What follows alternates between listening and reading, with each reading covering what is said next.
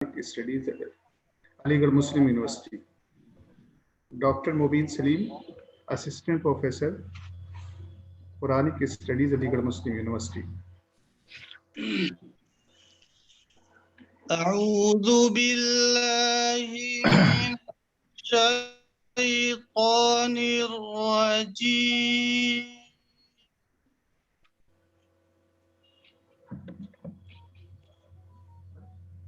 بسم الله الرحمن الرحيم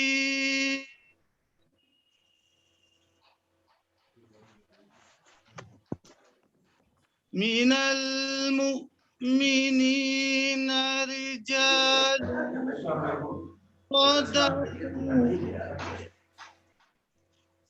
صدقوا ما عاهدوا الله عليه ومنهم من قضى نحبه ومنهم من ينتظر وما بدلوا تبديلا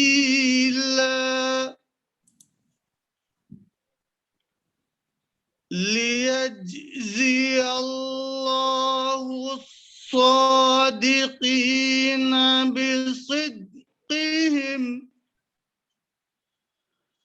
ويعذب المنافقين إن شاء أو يتوب عليهم إن الله كان غفورا رحيما صدق الله العظيم.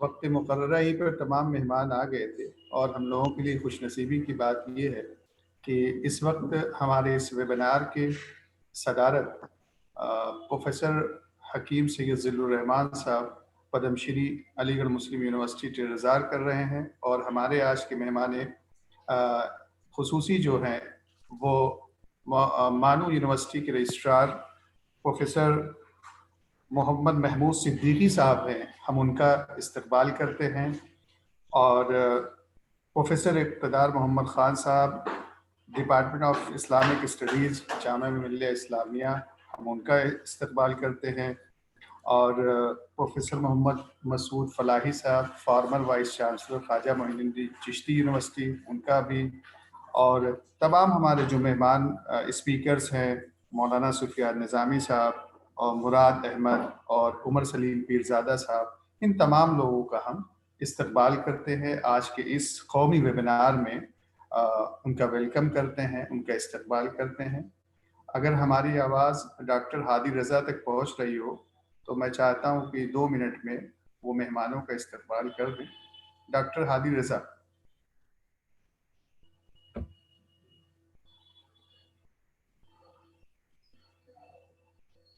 شاید وہ تشریف نہیں رکھتے ہیں.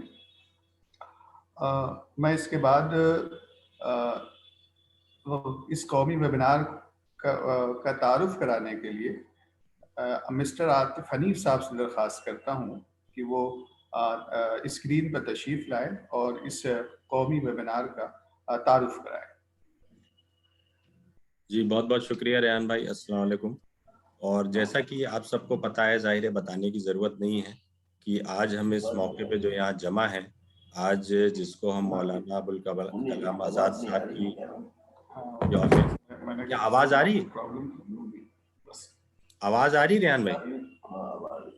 ٹھیک ہے آواز آ رہی ہے نا؟ جی جی جی. تو آج جیسا کہ آپ سب کو پتہ ہے کہ آج جو دن ہے، ویسے تو 11 نومبر کو یہ دن ہوتا ہے، لیکن ہم نے اس کو جان بوجھ کے تھوڑا سا اس طرح سے آگے بڑھایا اور اصلی بات یہ ہے کہ ہمیں ملنا ضروری ہے، اور خاص طور سے یہ جو ویبینارز کا سلسلہ ہے، یہ جو لاک ڈاؤن میں شروع ہوا ہے، اس میں بڑا اچھی خوبصورتی یہ ہے کہ ایک ہی جگہ سے تمام سارے لوگ جو ہیں وہ ایک جگہ جمع ہو جاتے ہیں. تو یہ سلسلہ پچھلے سال سے جو چل رہا ہے، اس میں تمام ایسی شخصیات جن کا چاہے علی گڑھ سے یا دیگر تمام چیزوں سے جڑاؤ ہے، اور اس سے ہم لوگ بات چیت کرتے ہیں، ملتے ہیں، گفتگو ہوتی ہے. اور جیسا میں نے بتایا کہ اس دن کو ہم ایجوکیشن ڈے کے حوالے سے مناتے ہیں، تو ظاہر ہے یہ شمع جو سر سید احمد خان صاحب نے شروع کری علی گڑھ سے، تو یہاں صدارت پدم شری ذل الرحمان صاحب کر رہے ہیں. اور ہماری خوش نصیبی ہے کہ پھر علی گڑھ کے ہی وقت میں جو یونیورسٹی بنی جامعہ ملیہ اسلامیہ، اس کے انتظامیہ کے لوگ یہاں موجود ہیں. اس کے بعد مانو یونیورسٹی حیدرآباد، اس کے ذمہ دار رجسٹرار صاحب یہاں موجود ہیں. اور خاص بات یہ ہے کہ پھر یہ شمع جیسے جیسے آگے بڑھتی چلی جا رہی ہے، خواجہ معین الدین چشتی لکھنؤ میں جو یونیورسٹی ہے، اس کے ذمہ دار لوگ یہاں موجود ہیں. اسلامک سینٹر آف انڈیا جو لکھنؤ میں قیام ہے، اس کے لوگ یہاں موجود ہیں. تو میں سب کا استقبال کرتا ہوں. اور ہماری خوش نصیبی ہے کہ نجم الرضوی صاحب جو ہیں، جو یونٹی کالج سے جن کا تعلق ہے، اس کے روح رواں ہیں، وہ اتفاق سے کینیڈا میں ہیں لیکن وہ بھی ہمارے ساتھ جڑے ہیں. اور تمام ایسے لوگ ہیں، عبدالقدوس ہاشمی صاحب ہیں جن کی لکھنؤ میں مولانا آزاد اکیڈمی ہے، وہ بھی ہمارے ساتھ جڑے ہوئے ہیں. تو ظاہر ہے کیونکہ مغرب کی وجہ سے تھوڑا سا وقت میں تاخیر ہوئی، تو میں زیادہ تمہیدی گفتگو نہ کرتے ہوئے یہاں پہ اس ویبینار کو شروع کرتے ہیں. اور کیونکہ دیکھیے جہاں سے بات جب تعلیم کی ہوتی ہے تو سر سید کی ضرور ہوگی. اور میں صرف 2-3 لائنیں انورٹڈ کاماز میں پڑھنا چاہوں گا جو مولانا آزاد صاحب کی تقریر تھی علی گڑھ کو لے کے. میں وہ پڑھتا ہوں یہاں پہ، اور بہت ضروری ہے وہ پڑھنا.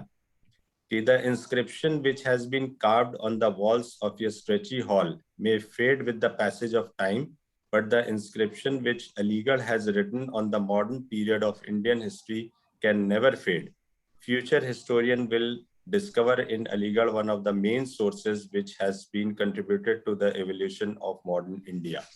ابھی دیکھیے کتنی بڑی بات ہے جو انہوں نے 3-4 لائنوں میں اس طرح سے کہہ دی. اور ظاہر ہے جس طرح سے یہ میں نے بتایا کہ شمع علی گڑھ سے شروع ہوئی اور اس کے بعد پورے ہندوستان میں اور اس کے بعد پوری دنیا میں پھیلی ہے، تو زیادہ تمہید نہ باندھتے ہوئے میں یہاں پہ جو ذمہ دار لوگ ہیں ان کو بلانا چاہوں گا، اور ریحان صاحب سے درخواست کروں گا کہ وہ اس ویبینار کو جو ہے وہ آگے بڑھائیں. بہت بہت شکریہ. بہت شکریہ عاطف بھائی. میں بلا کسی تمہید کے سب سے پہلے میں چاہوں گا کہ ہمارے مہمان اعزازی جو ہیں، چونکہ ان لوگوں کا شیڈول بڑا بزی ہے، میں ان سے اس پروگرام کا آغاز کرتا ہوں.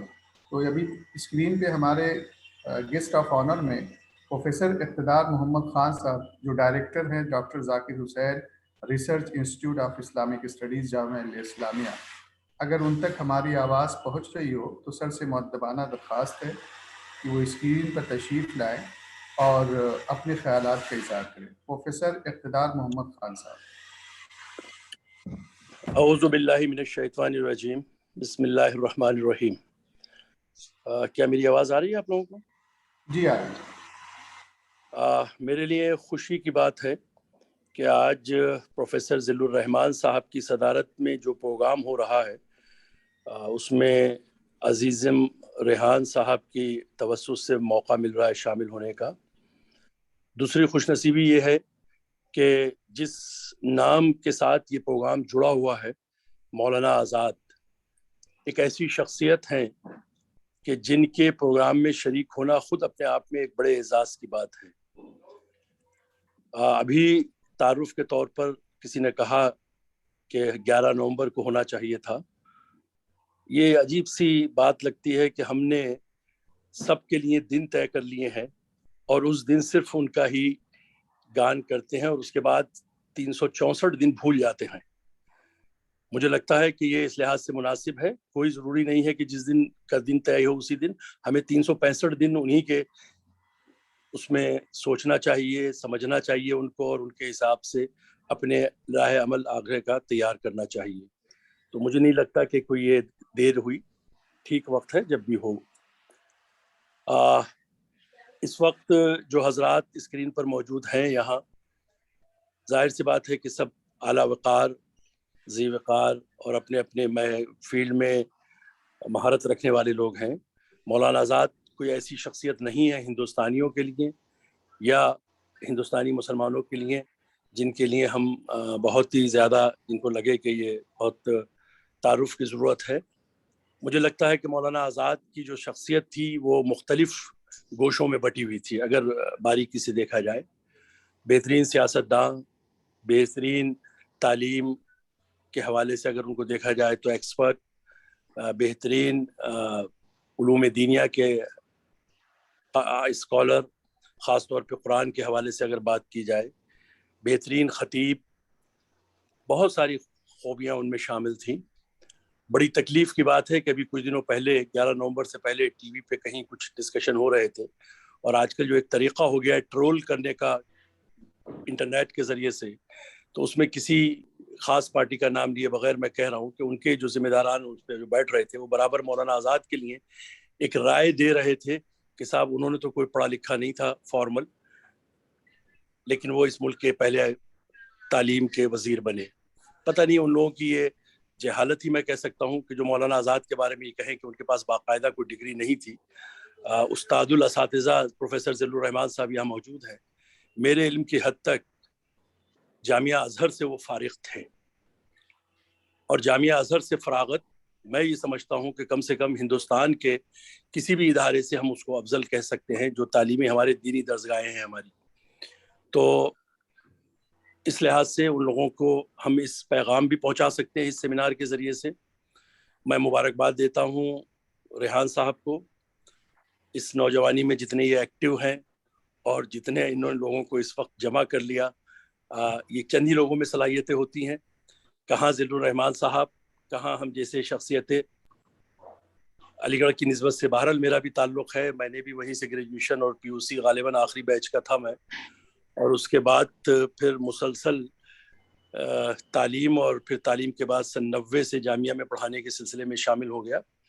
مولانا آزاد کے سلسلے میں مجھ سے جو بات کہی گئی تھی کہ ان کے جو لائف کے مختلف شیڈ ہیں، مختلف میدان ہیں ان کی کارکردگی کے، ان میں عام طور پر ہم قرآن، ان کی سیاست، ان کی صحافت، البلاغ کے حوالے سے ان کی خطابت، ان سب پر بہت زیادہ غور کرتے ہیں. میں سمجھتا ہوں کہ یہ تو خیر ہم سب مسلمانوں کے لیے بہت ضروری ہے، لیکن آج مولانا کی شخصیت مسلمانوں کے دائرے سے نکل کر ہندوستان کی تمام عوام، اکثریت کے لیے بھی ان کی شخصیت وہی ہونی چاہیے جو ایک اہم کردار ادا کرنے والے کی اس دنیا میں ہوتی ہے. بہرحال اس نسبت سے مجھے جو موضوع دیا گیا تھا وہ تھا ہندوستان میں جدید تعلیم کے معمار اول مولانا ابوالکلام آزاد. تو وہ کب پیدا ہوئے، کہاں تعلیم حاصل کری، 1888 اور پھر جامعہ ازہر، اور یہ تمام چیزیں میں ان سب کو، چونکہ یہ سب چیزیں بہت بنیادی ہیں، سب کے علم میں ہوں گی. مجھے اس بات کا ضرور فخر ہے کہ جب وہ وزیر تعلیم ہوئے تو وہ میرے ہی شہر سے پہلا الیکشن ممبر پارلیمنٹ کا لڑے اور جیتے، یعنی رامپور یو پی. تو رامپور یو پی سے پہلا الیکشن لڑا، وزیر تعلیم ہوئے. نہرو جی کی خواہش پہ نواب رامپور نے انہیں ویلکم کیا وہاں، اور اس کے بعد جب وزیر تعلیم ہوئے تو یقیناً وہ کارنامے انجام دیے کہ میں کم سے کم یہ دعوے کے ساتھ کہہ سکتا ہوں کہ دنیا کے کسی بھی، ریحان صاحب، دنیا کے کسی بھی ملک کے وزیر تعلیم کا اگر ہم کارکردگی کو دیکھیں، میں صرف ہندوستان کی بات نہیں کر رہا ہوں، دنیا کے کسی بھی ملک کے وزیر تعلیم کی کارکردگی دیکھیں اس کے ٹینیور کی، تو شاید مولانا آزاد کا جو رول تھا اس 5 سال میں تعلیم کے حوالے سے وہ سب سے اوپر تھا، سب سے زیادہ تھا. بہرحال مولانا آزاد کی جو فکر تھی اس سے متعلق پہلے تو میں نے یہ سوچا تھا، ان کا جب خط آیا تھا، بلکہ انہوں نے جب بات کی تھی تو شاید موقع ملے مجھے یا نہ ملے، لیکن جب انہوں نے اصرار کیا تو مجھے لگا کہ مجھے شریک بھی ہونا چاہیے اور کچھ تھوڑا سا 2-1 پیج میں لکھ لینا چاہیے. لیکن جب انہوں نے پورا پروگرام بھیجا تو اس میں 6 منٹ پلس 2 منٹ، تو مجھے لگ رہا ہوگا کہ 4-5 منٹ تو ہو ہی گئے، اور یہ بھول گئے کہ ابھی اتفاق سے ان کا ابتدائی استادی کا دور ہے. جب استاد مکمل ہو جاتا ہے، پروفیسر ذل الرحمان صاحب کے اسٹیج پر نہیں لیکن پھر بھی ان کے گھٹنوں تک بھی پہنچ جاتا ہے، تو 6 منٹ اور 7 منٹ تو اسے گرم ہونے میں لگتے ہیں. تو یہ تمہیدی باتیں میں نے آپ سے کی، اور میں نے 3-4 صفحات میں جدید تعلیم کے حوالے سے میں نے کچھ جمع کیا تھا کہ آپ لوگوں کو سنا دوں، اگر اجازت ہو تو وہ سنا دوں، ورنہ اس کو مختصر سا 1-2 منٹ میں آپ کو زبانی کہہ سکتا ہوں۔ جی، صدر کی اجازت مجھے مل گئی، مجھے دکھ رہا ہے صدر اجازت دے رہے ہیں، شکریہ بہت بہت سر آپ کا۔ میں شروع کرتا ہوں بہت تیزی سے اور مختصر، اس میں سے بیچ میں سے حذف کرتا جاؤں گا، ہو سکتا ہے کہیں کوئی پریشانی ہو۔ ہندوستان کے قائدین میں مولانا آزاد اپنی قسم کی ایک الگ ہی شخصیت تھے۔ انہوں نے ملک کی تعلیم کے تانے بانے میں ایسا سیکولر اور جمہوری طرز تعلیم کو رواج دیا کہ جس پر چل کر آنے والے دنوں میں قومی تعلیمی مسائل سے بچا جا سکے۔ انہوں نے تعلیم کو نہ صرف یہ کہ سب کے لیے نظریہ پیش کیا، بلکہ وہ پہلے شخص ہیں جنہوں نے 6 سے 14 سال کے بچوں کے لیے لازمی اور مفت تعلیم کا نظریہ آج سے 50 سال پہلے دیا۔ انہوں نے تعلیم ایسی ہونی چاہیے کہ بچوں کا ذہن اور دماغ کسی خاص گروہ بندی اور کسی خاص حد بندی میں محدود نہ رہے، بلکہ وہ اس کے ذریعے اپنے بھلے برے کی تمیز کر سکیں۔ ان کے اس نظریے میں گروہ بندی، طبقہ واریت، فرقہ بندی، ذات پات، رنگ اور نسل کی کوئی جگہ نہیں تھی۔ دراصل وہ جب تعلیم سب کے لیے کا نظریہ پیش کرتے تھے تو اس سے مراد عالمگیر انسانیت ہوتی ہے، کیونکہ ان کا عقیدہ تھا کہ عالمگیر ربوبیت پر ایمان لانے کا مطلب یہ ہے کہ کسی بھی قسم کا قومی و نسلی تفریق کا دروازہ بند کرنا ہے، جہاں ایکتا ایک مسلم حقیقت بن جاتی ہے۔ مولانا نے انسانی مساوات کا یہ نظریہ اپنی تفسیر سورہ فاتحہ میں تفصیل سے پیش کیا ہے، جس نے آگے چل کر ان کے تعلیمی نظریے پر بہت زیادہ اس کو متاثر کیا ہے یا اس پر بہت زیادہ اثر انداز ہوئی ہے۔ مولانا آزاد تعلیم کو تقلید سے آزاد دیکھنا چاہتے تھے۔ اس مسئلے میں ان کا خیال تھا کہ اگر تعلیم سے نسبت رکھنے کے باوجود فرد اپنی پہچان کے لیے خاندانی شرف پارینا کا محتاج ہو تو تعلیم کی روح کے منافی ہوگی۔ وہ تعلیم کو جوہر، ذاتی اور خود حاصل کردہ عمل کہتے تھے۔ انہوں نے 12 اکتوبر 1942 کو ایک خط میں لکھا تھا کہ انسان کی دماغی ترقی کی راہ میں سب سے بڑی روک اس کی تقلیدی عقائد ہیں۔ بس اوقات موروثی عقائد کی پکڑ اتنی سخت ہوتی ہے کہ تعلیم اور گرد و پیش کا اثر بھی اسے ڈھیلا نہیں کر سکتا۔ تعلیم و دماغ پر ایک نیا رنگ چڑھا دے گی، لیکن اس کی بناوٹ کے اندر نہیں اترے گی۔ بناوٹ کے اندر ہمیشہ نسل، خاندان اور صدیوں کی وراثت اور روایت ہی کے ہاتھ کام کرتے رہیں گے۔ تاہم یہ کیا بات ہے کہ شک کا سب سے پہلا کانٹا جو خود دل میں چبھا وہ اس تقلید کے خلاف تھا۔ میں نہیں جانتا تھا کہ کیوں، مگر بار بار یہی سوال سامنے ابھر کر آنے لگا تھا کہ عقائد کی بنیاد علم و نظر پر ہونی چاہیے، تقلید توارث پر کیوں ہو۔ مولانا کا یہ انقلابی نظریہ ان کے تعلیمی تصور پر ہمیشہ حاوی رہا اور انہوں نے ہر جگہ عملاً اسے برتنے کی کوشش کی اور اپنے اثر و رسوخ کا استعمال کرتے ہوئے حکومتی نظام میں بھی اسے جاری و ساری رکھا۔ ان کے اس عملی اقدام سے ملک نے نہ صرف یہ کہ سائنس اینڈ ٹیکنالوجی کی تعلیم میں اہم مقام حاصل کیا، بلکہ آج بہت سارے دیگر فنون میں استادانہ رول ادا کر رہا ہے۔ اس کے بعد میں نے کچھ کوٹیشن دیے تھے پروفیسر محمد حسن صاحب کا اور اس کے علاوہ دوسرے لوگوں کا، میں اس کو یہاں چھوڑ رہا ہوں۔ اب میں اس کو تھوڑا سا اس حوالے سے جو ان کے نظریات تھے ہندوستان کے جدید تعلیم کے میدان میں انہوں نے کیا کیا وزیر تعلیم بننے کے بعد کارنامے انجام دیے، اس پر تھوڑا سا نظر ڈالتا ہوں۔ مولانا آزاد بطور وزیر تعلیم جدید ہندوستان میں تعلیم کے میدان میں اس طرح کے خطوط پر کام کیا جو مستقبل کے لیے نقش راہ ثابت ہوا اور جس پر عمل کر کے ملک و قوم نے نمایاں کامیابی حاصل کی۔ انہوں نے ہی اپنی رہنمائی میں سائنس اینڈ ٹیکنالوجی کے فروغ کے لیے کئی ادارے قائم کیے، مثلاً Indian council of scientific and industrial research CSIR، Indian council of agriculture research ICAR جیسے باوقار ادارے قائم کیے جو آج ملک و ملت کے لیے فخر کے باعث ہیں۔ اسی طرح انہوں نے سماجی علوم کے فروغ کے لیے Indian council of social research کا ادارہ بھی قائم کیا، جس کے تحت سماجی علوم کے شعبے میں اعلیٰ سطح پر تحقیق کا کام شروع ہوا۔ اس سے پہلے اس طرح کا کوئی ادارہ ملک میں نہیں تھا۔ اس کے بنیادی فروغ میں مختلف سرکاری و غیر سرکاری تنظیموں کو ریسرچ کے لیے امداد فراہم کرنا شامل ہے۔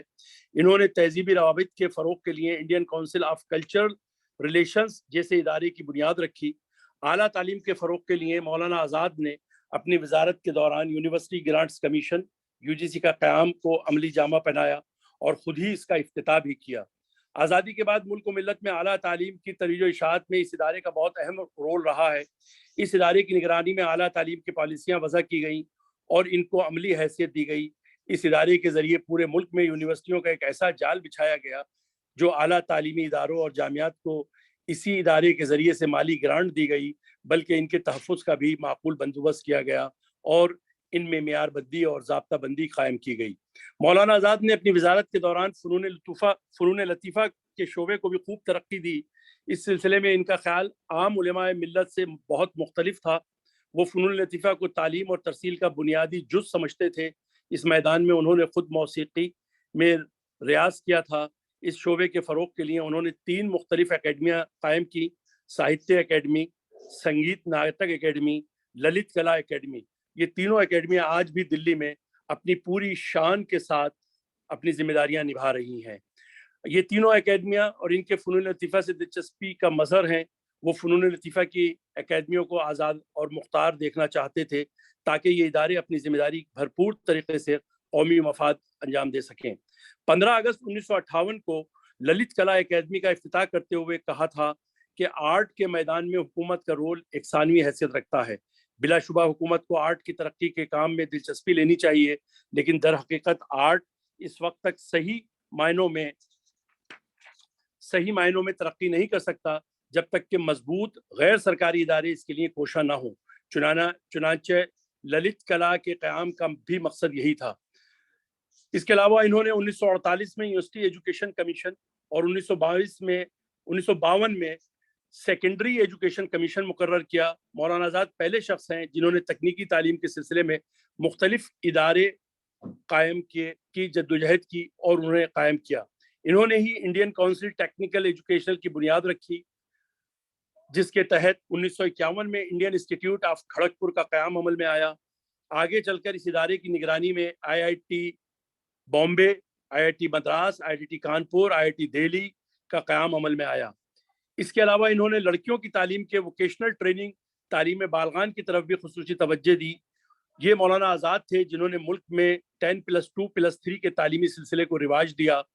वो प्राइमरी सतह की तालीम को मादरी ज़ुबान में देने के हामी थे, लेकिन आला तालीम के लिए अंग्रेज़ी ज़ुबान की अहमियत से इन्होंने कभी इनकार नहीं किया और इसको सीखना कौम व मिल्लत की ज़रूरत बताया।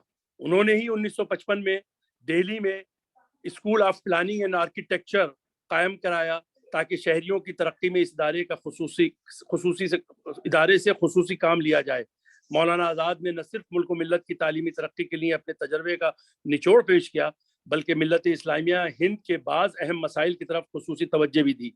उन्होंने आज़ादी के बाद बंद पड़ी अंजुमन तरक्की उर्दू हिंद को अपनी वजारत से तकरीबन 48,000 रुपए माहाना ग्रांट देकर इसको दोबारा फाल बनाया। जामिया मिलिया इस्लामिया और अलीगढ़ मुस्लिम यूनिवर्सिटी के माली बहरान के ज़माने में इसकी ग्रांट में इजाफा करके मिल्ली और हसास फ़र्द होने का सबूत दिया। आसार कदीमा के बका और तहफ़्फ़ुज़ की तरफ भी उन्होंने खुसूसी तवज्जो दी थी और ASI के शोबे का इख्तियार गैर महदूद कर दिया था। ये इस बात का मज़हर था जो उन्होंने तक़सीम मुल्क के वक्त पाकिस्तान जाने वाले मुसलमानों से अपने आसार की हिफाजत को कहा था। मौलाना आज़ाद दीनी मदारिस के निसाब में इस्लाह के हामी भी थे। इसका मज़हर इनके वो सदारती खुतबा है जो अरबी निसाब कमेटी इस्लाह के लिए 22 फरवरी 1947 को लखनऊ के इजलास में दिया था। वो पहले शख्स कहे जाएंगे जो मुल्क के तालीमी निसाब में मजहबी तालीम की शमूलियत के शदीद ख्वाह थे, मगर वो मजहब को हुकूमती पॉलिसियों के तहत पढ़ाने के कायल थे, क्योंकि इनका मानना था कि निजी तौर पर इस तरीके तालीम को देने का मतलब रवादारी से हटना होगा। मजहबी तालीम को वो गैर महदूद मायने में लेना चाहते थे, जिसकी कोई सरहदी हदबंदी ना हो, जिसमें रवादारी, शराफत, इंसानियत, आला अक़दार, किरदार का म्यार हो। मुख्तसर ये कि मौलाना आज़ाद के नज़रिया हयात और फ़लसफ़े तालीम से आज़ाद हिंदुस्तान के तालीमी निज़ाम पूरी तरह मुतासिर हुआ। उन्होंने अपने तदब्बुर से ऐसे पस मंज़र अता किया जिसमें सच्ची दीनदारी, अक़ायद की पुख्तगी, इंसान दोस्ती, अदल व ज़ब्त जैसे अक़दार आलिया की पासदारी मौजूद है, जो तालीम का सेहतमंदाना नज़रिया बरतने की तरगीब दिलाता है। इस वक्त तालीमी तरक्की की जो राहें निकल रही हैं, इनमें से तकरीबन सभी की दाग बेल ان کے عہد میں پڑ چکی تھی. وہ جنگ آزادی کے مرد مجاہد تو تھے، لیکن انہوں نے آزادی وطن کی تعلیمی نظام کی تشکیل کے معیار اول کہلانے، آزادی وطن کے تعلیمی نظام کے تشکیل کے معمار اول بھی کہلانے کے حق حاصل کیا ہے. اب دیکھنا یہ ہے کہ ان کے ورثے کو کہاں تک ان کے نظریے حقیقت میں ہم بدلتے ہیں. اور آج کے دور میں جو موجودہ سلسلہ چل رہا ہے اس میں تو مولانا آزاد کے تعلیمی نظریات کی اہم ضرورت ہے، جس سے پوری ملک ایک قومی دھارے میں پیرویا جا سکے اور جس سے نظریاتی اور مسلکی تعلیمات کے دائروں کو کلوز کیا جا سکے. بہت بہت شکریہ ریحان صاحب. میں آخر میں آپ تمام لوگوں کا مشکور ہوں کہ جنہوں نے اتنا ٹائم دیا، اور خاص طور پہ استاد محترم پروفیسر ذل الرحمان صاحب کا. اپنی اس عمر کے باوجود آپ نے سما خراشی کی. بہت بہت شکریہ.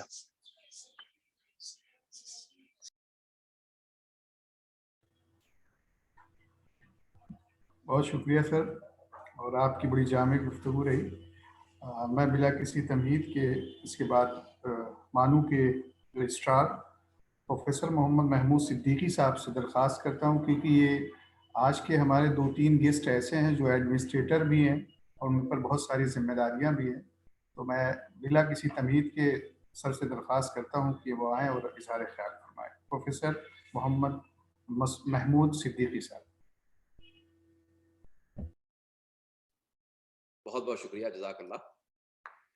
پروفیسر ذل الرحمان صاحب، محترم صدر باوقار،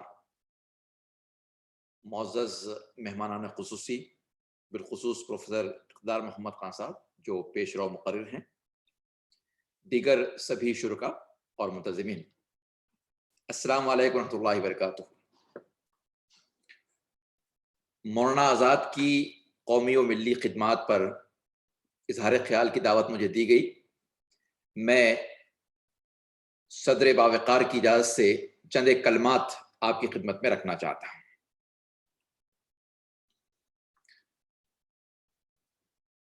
خود مولانا آزاد نے سیرت النبی پر جو مضمون لکھا،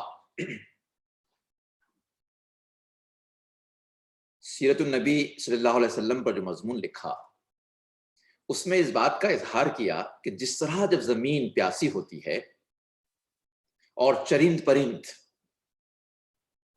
پیاس سے بےتاب ہوتے ہیں،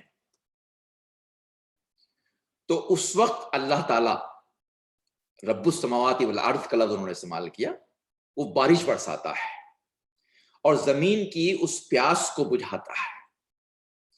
چرند پرند سیراب ہوتے ہیں. بالکل اسی طریقے سے جب انسانیت اپنے داؤ پر لگ جاتی ہے اور زمین میں فساد برپا ہوتا ہے، تو پھر یہ بھی اللہ تعالیٰ کی سنت ہے کہ وہ مختلف ادوار میں، مختلف علاقوں میں اپنے انبیاء علیہ السلام کو بھیجتا رہا ہے. لیکن یہ سلسلہ نبی آخر الزماں حضرت محمد مصطفیٰ صلی اللہ علیہ وسلم پر جا کر رک جاتا ہے، اور اب قیامت تک کوئی نبی نہیں آنے والا ہے. یہ بات ہم اور آپ لوگ اچھی طرح سے جانتے ہیں. یہ جو بیک گراؤنڈ ہے جو مولانا آزاد نے سیرت النبی کے حوالے سے پیش کیا، اور اس کے بعد کے دور کو ہم جانتے ہیں کہ اب کوئی نبی نہیں آنے والا ہے، لیکن پھر بھی اصلاح کا یہ جو کام ہے یہ عظیم الشان کام جاری رہے. اس لیے یہ بھی اللہ تعالیٰ کی سنت رہی کہ اللہ تعالیٰ نے بعد کے دور میں مختلف علاقوں میں ایسے مصلحین پیدا کیے، ایسے قائدین پیدا کیے، ایسے جید علماء پیدا کیے کہ جنہوں نے اپنے علم، اپنے تجربات اور اپنے مشن کے ذریعے سے لوگوں کو نئی راہ دکھائی. میں سمجھتا ہوں کہ ایسی ہی ایک نابغہ روزگار شخصیت مولانا ابوالکلام آزاد کی تھی، جو پچھلی صدی میں ہندوستان میں تشریف لائے. ان کی خدمات یقینی طور پر ناقابل فراموش ہیں. بہت ساری خدمات کا تذکرہ کیا گیا اور کیا جاتا رہا ہے. بنیادی طور پر میرا احساس یہ ہے کہ جس طریقے سے قرآن شریف کا اگر ہم موضوع تلاش کرنے کی کوشش کریں تو وہ موضوع انسان اور اس کا عروج ہو سکتا ہے. چونکہ مولانا ابوالکلام آزاد مفسر قرآن تھے، قرآن پر بہت گہری نگاہ ان کی تھی، تو وہی انسان جس کو خلیفۃ الارض بنا کر بھیجا گیا ہے، اس انسان کو مختلف مسائل سے کس طریقے سے اس کے مسائل کو حل کیا جائے اور کس طریقے سے اس کو اس معراج تک پہنچایا جائے جس پر پہنچنے کے لیے قدرت نے اس کو پیدا کیا. یہی فکر کے ساتھ مولانا ابوالکلام آزاد پڑھے. چاہے صحافی کا کردار نبھایا ہو، چاہے شاعری کی ہو، چاہے انہوں نے ایک انشا پرداز کا کردار ادا کیا، اپنی تقریر کے ذریعے سے، اپنی سیاسی قیادت کے ذریعے سے، اور خاص طور سے ملک میں آزاد ہندوستان میں ایک تعلیمی نظام کی تشکیل کا معاملہ، یہ تمام امور ایسے ہیں کہ جس کے ذریعے سے ایک ہی طرف ایک ہی فکر کا اظہار ہوتا ہے کہ کس طریقے سے انسانوں کو جوڑا جائے، ان کے مسائل کو حل کیا جائے اور ان کو ترقی کی راہوں پر گامزن کیا جائے. جہاں تک ان کا میٹل تھا، ان کی صلاحیتیں تھیں، جس ذہن کے ساتھ وہ پیدا کیے گئے تھے، اس سلسلے میں ابھی ایک بات سامنے آئی کہ چند ایک لوگوں کا اعتراض یہ ہے کہ وہ رسمی تعلیم کے نظام سے شاید نہیں گزرے تھے. اس کا جواب بھی دے دیا گیا کہ وہ جامعہ ازہر سے فارغ تھے. آپ دیکھیے کہ مہاتما گاندھی جیسی شخصیت نے مولانا ابوالکلام آزاد کی علمی صلاحیتوں کس طریقے سے خراج تحسین پیش کیا. مہاتما گاندھی فرماتے ہیں، and I quote, "The emperor of learning, a person of caliber of Plato, Aristotle and Pythagoras." کیا خوبصورت الفاظ ہے، دیکھیے آپ. مہاتما گاندھی جیسی شخصیت مولانا ابوالکلام آزاد کے بارے میں یہ کہتی ہے، دا ایمپرر آف لرننگ، وہ تو اکتساب کے، آموزش کے، سیکھنے کے، عمل کے، علم کے ایمپرر، بادشاہ، اور a person of caliber of Plato, Aristotle and Pythagoras. ان کے کیلیبر کو مہاتما گاندھی نے کہا کہ وہ کوئی معمولی کیلیبر کے آدمی نہیں تھے، بلکہ وہ تو پلیٹو، ایرسٹوٹل اور پائتھاگورس کے کیلیبر کے آدمی تھے. اور سروجنی نائیڈو نے یہ بات کہی تھی کہ مولانا was 50 years old when he was born. جب ان کی پیدائش ہوئی تھی تو وہ 50 سال کے تھے. ذہنی جو عمر تھی ان کی، جو صلاحیتیں تھیں، اس کے لحاظ سے ایسا معلوم ہوتا تھا کہ وہ اپنی جو طبعی عمر ہے اس کے لحاظ سے 50 سال آگے ہیں. ایسے کیلیبر کا آدمی ظاہر ہے کہ ایک نابغہ روزگار شخصیت، اس طرح کی شخصیت بار بار نہیں پیدا ہوتی ہے. کسی نے خوب ہی کہا ہے کہ نگاہ بلند سخن دل نواز جہاں پرسوس، نگاہ بلند سخن دل نواز جہاں پرسوس، یہی ہے رخت سفر میر کارواں کے لیے. ایسا معلوم ہوتا ہے کہ اس صدی کے میر کارواں کی حیثیت سے مولانا ابوالکلام آزاد تشریف لائے تھے. اگر آپ صرف اور صرف نظام تعلیم کے بارے میں بات کریں، جیسا کہ ابھی میرے پیش رو مقرر نے بات کی تھی، تو ایک دم زیرو سے وہ سسٹم آغاز ہوتا ہے. ہندوستان آزاد ہوا اور آزاد ہندوستان کے نظام تعلیم کی تشکیل، اس کی بنیاد رکھنا کوئی معمولی کارنامہ نہیں ہے. جیسے کہا جاتا ہے کہ دل کا اجڑنا سہل سہی، بسنا سہل نہیں ظالم. دل کا اجڑنا سہل سہی، بسنا سہل نہیں ظالم. بستی بسنا کھیل نہیں، بستے بستے بستی ہے. تو ایک بستی، وہ ایک ٹائم درکار ہوتا ہے اس کو.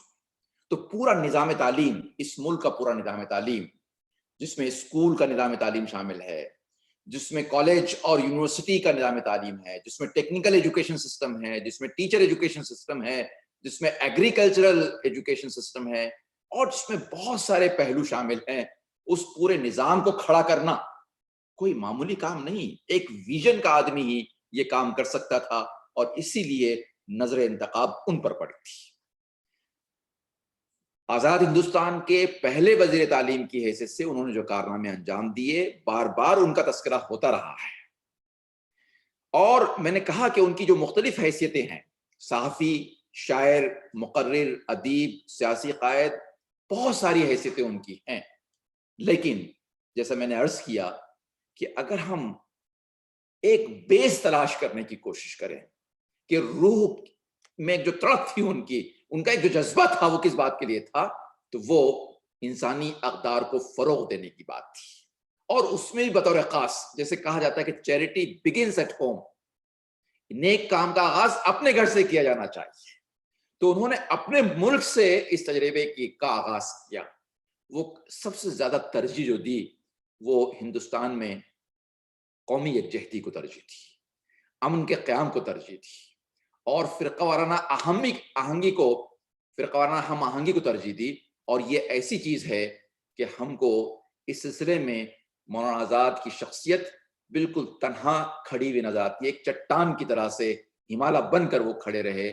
انہوں نے آخری لمحے تک تقسیم کے فیصلے کو قبول جو نہیں کیا تو اس کی وجہ بھی یہی تھی. میں سمجھتا ہوں کہ یہ ایک ایسی بنیادی بات ہے کہ جس کام کو آپ نے مشن سمجھ لیا، پھر چاہے کیسے ہی مسائل آپ کی راہ میں کھڑے کر دیے جائیں، آپ اپنے مشن سے دستبردار نہ ہو. ایک ایسا سبق انہوں نے پڑھا دیا جو ہم سب کے لیے، ہندوؤں کے لیے، مسلمانوں کے لیے، سب کے لیے بالکل ایک ایسا سبق ہے جو اس ملک کو آگے بڑھانے والا سبق ہے. آخری میں صرف یہ بات عرض کرنا چاہتا ہوں کہ مولانا آزاد کا جو نظریہ ہے قومی یکجہتی کو لے کر جو ہے، تو جیسے کہا جاتا ہے یونٹی ان ڈائیورسٹی، کہ کثرت میں وحدت، کہ جو جیسے کہا جاتا ہے کہ چمن میں اختلاط رنگ و بو سے بات بنتی ہے، چمن میں اختلاط رنگ و بو سے بات بنتی ہے، تم ہی تم ہو تو کیا تم ہو، ہم ہی ہم ہیں تو کیا ہم ہیں. تو مسئلہ یہ نہیں ہے کہ سب لوگ مل جائیں اور اپنی اپنی جو آئیڈینٹی ہے اپنی آئیڈینٹی کو بھول جائیں، بلکہ مولانا نے یہ سبق سکھایا کہ ہم اپنی آئیڈینٹیز پر، چاہے وہ ریلیجیس آئیڈینٹی ہو چاہے وہ کلچرل آئیڈینٹی ہو، ہم ان آئیڈینٹیز پر قائم رہتے ہوئے بھی اس ملک کو مستحکم بنا سکتے ہیں اور ترقی کی راہوں پر گامزن کر سکتے ہیں. یہ ایک ایسی چیز ہے کہ جس میں کوئی اختلاف کی گنجائش نہیں ہے، اور سب لوگ مل کر اگر اس مشن کو اور اس کی اسپرٹ کو سمجھ لیں تو میں سمجھتا ہوں کہ ہم اپنے ملک کو ایک مستحکم اور بہت مضبوط اور کامیاب بلکہ قائد ملک کی ترقی یافتہ ممالک کی صف میں لا کر کھڑا کر سکتے ہیں. بہت شکریہ، جزاک اللہ. السلام علیکم ورحمۃ اللہ وبرکاتہ. وعلیکم السلام. بہت شکریہ پروفیسر محمود صدیقی صاحب کہ آپ نے آج کے اس ویبینار پر وقت نکالا اور ہماری اس مجلس کا حصہ رہے. اس کے بعد میں ملا کسی تمید کے عمر سلیم پیرزادہ صاحب کو درخواست کرتا ہوں کہ وہ اسکرین پر آئیں اور اپنی بات اور اظہار خیال فرمائیں. عمر سلیم پیرزادہ صاحب. انشاءاللہ یہ پروگرام آن ٹائم ختم ہوگا، جو شیڈول دیا گیا شیڈول کے اندر ہی اس کو بائنڈ کر دیا جائے گا. السلام علیکم. آپ سب کو میرا بہت بہت السلام علیکم. عزت مآب عالی جناب ہمارے سرپرست، ہم سب کے ہم سرپرست جناب پدم شری پروفیسر حکیم ذل الرحمان صاحب، آنریری ٹریجرر آف علی گڑھ مسلم یونیورسٹی، مہمان خصوصی پروفیسر محمد محمود صدیقی صاحب، guest of honours professor Iqtidar Mohammad Khan صاحب، پروفیسر مسعود عالم فلاحی صاحب، مولانا سفیان نظامی صاحب، ڈاکٹر مراد احمد صاحب، اس پروگرام کے کنوینر ڈاکٹر رحمان اختر قاسمی صاحب، ڈاکٹر ہادی رضا صاحب، عاطف حنیف صاحب، ڈاکٹر مبین سلیم صاحب، ڈاکٹر ندیم اشرف صاحب، ڈاکٹر آفتاب احمد صاحب اور ڈاکٹر مبین سلیم صاحب. سب سے پہلے میں مبارکباد دینا چاہوں گا آرگنائزنگ کمیٹی کو for organizing such a meaningful national webinar, which gives us an opportunity to revisit Maulana Abul Kalam Azad Sahab. As I understand, this webinar is an attempt to explore the vision and thoughts of Maulana Abul Kalam Azad, which were inevitable in laying down the foundation of modern India. Maulana Azad was a multi-dimensional personality, and he bloomed into a valiant freedom fighter, an apostle of Hindu-Muslim unity, and he is rightly considered to be one of the pioneers of nation builders of modern India.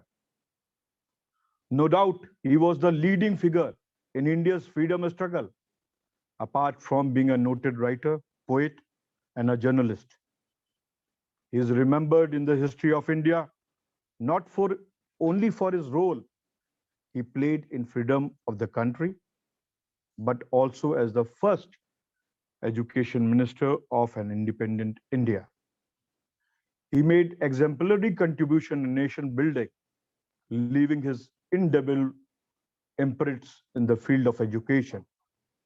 He believed that materialization of India as a developed nation is possible only through union, solidarity, and communal harmony. Maulana Azad is undoubtedly one of the architects of modern secular India, who occupies a special place in the Indian history. Being a creative thinker, acquainted with both traditional and modern education, Maulana Azad laid an undying impact on the educational aspects of the modern India. As you have given me a choice to talk about his journalistic acumen and contribution, without any doubt, Maulana Azad was a revolutionary journalist, an erudite religious scholar, combining with the finest of traditional values with the best of modern concepts. A prolific writer and a fearless journalist, he acquired proficiency in several languages, including Urdu, Arabic, Persian, and Hindi. From a very young age, he showed great literary flair and edited a weekly called Al-Misbah, and also brought out monthly journal Lisanul Siddiq. He worked for a short period with Al-Nadwa under guidance of Shibli Nomani Sahab.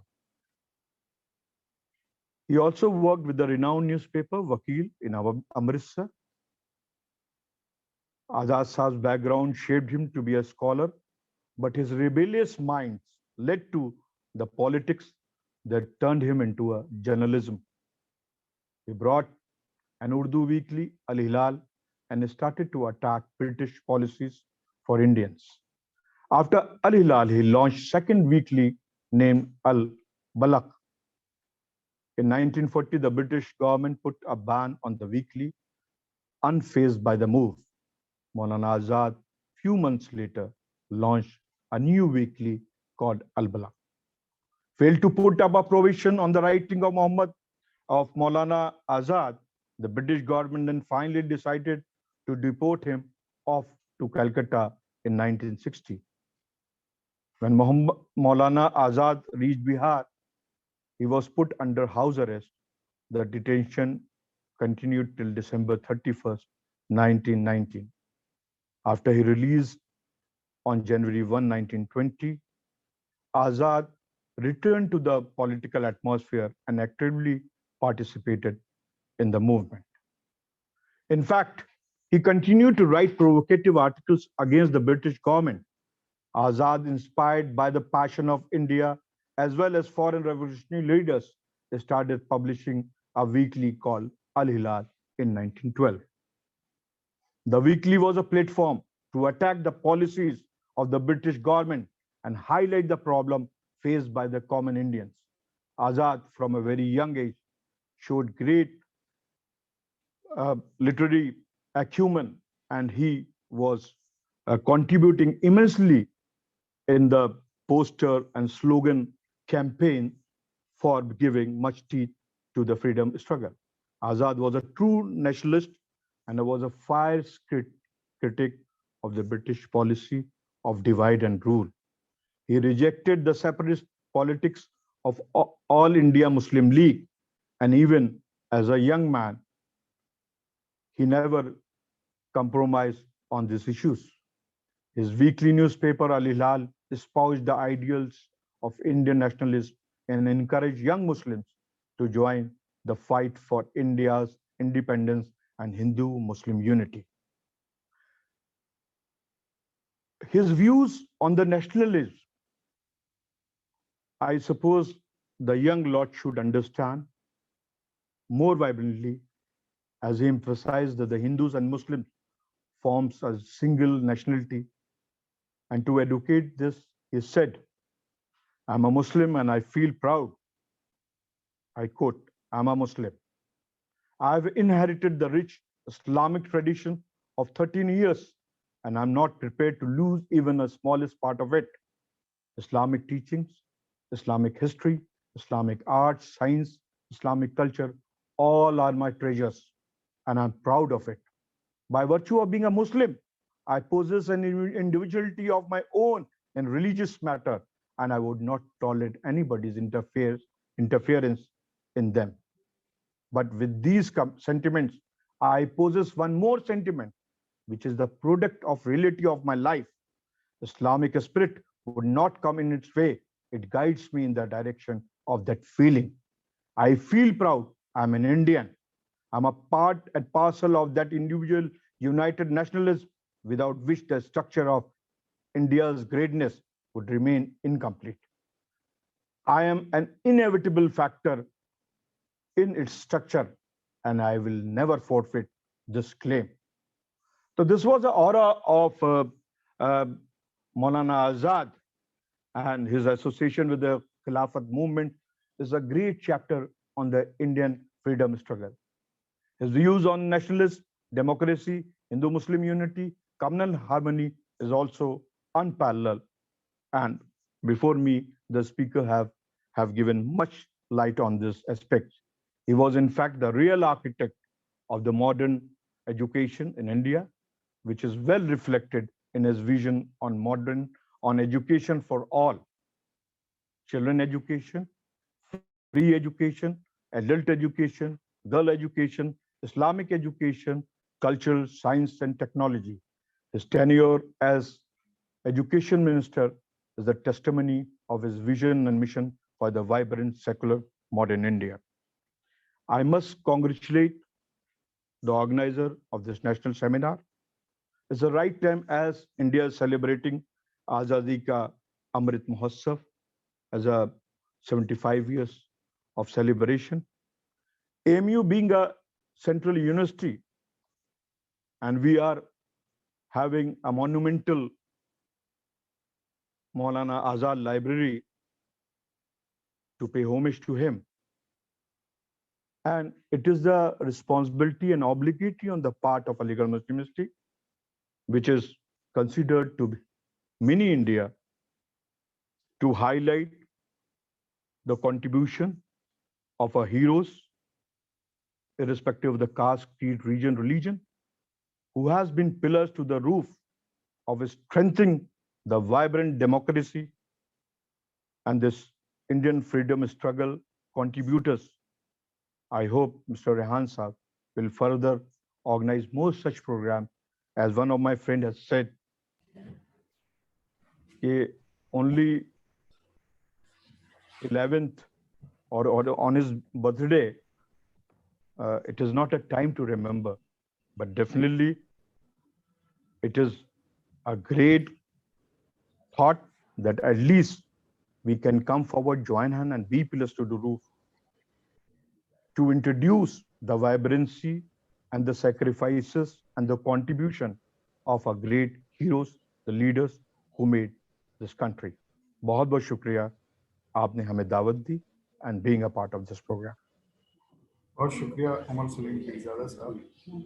اب میں اس کے بعد ہمارے آج کے جو خصوصی مقرر کہا جائے اور ینگ اور ڈائنامک اسلامک اسکالر اور جو اگر بیچ میں اجازت لے سکتا ہوں ہمارے سرپرست جناب ذیل الرحمان صاحب سے. ذیل الرحمان صاحب کہہ رہے ہیں کہ پروگرام ختم ہو تب جائیں. اچھا ٹھیک ہے, بہتر. میں ڈاکٹر کا اپوائنٹمنٹ تھا میرے بیٹے کا. اوکے میں ٹھیک ہے. تو میں مولانا سفیان نظامی صاحب سے درخواست کرتا ہوں کہ وہ اسکرین پر تشریف لائیں اور اظہار خیال فرمائیں. مولانا سفیان نظامی صاحب مولانا ابوالکلام آزاد اور دینی خدمات, امکانات و رجحانات کے ٹاپک پر.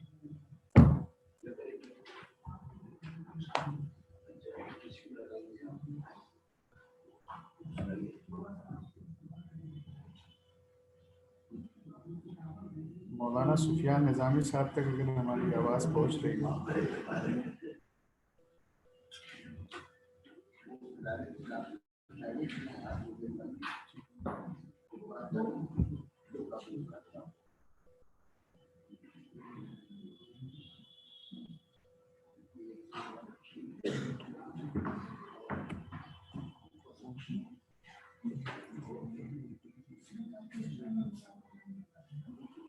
ہیلو, آواز مل رہی ہے آپ کو؟ جی مل رہی ہے. بسم اللہ الرحمن الرحیم, نحمدہ ونصلی علی رسولہ الکریم, اما بعد.